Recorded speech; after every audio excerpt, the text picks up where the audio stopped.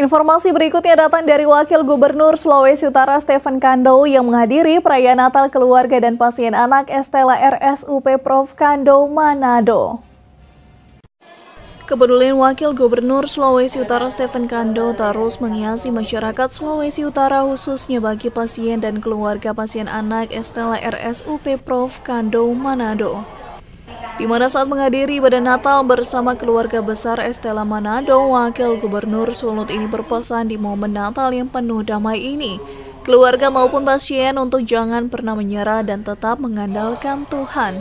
Mari, apapun latar belakang kita, apapun agama kita, yang tidak percaya,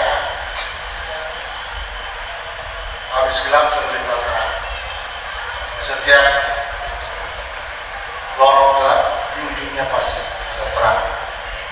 Dan dengan perayaan Natal semakin menguatkan kita semua, semakin meyakinkan kita semua, jangan pernah menyerah. Karena orang yang sehat, orang normal pun punya tantangan. Saya selalu percaya hidup itu challenge. Moto saya, life is challenge and response. Tantangan dan jawaban. Dari orang tua juga.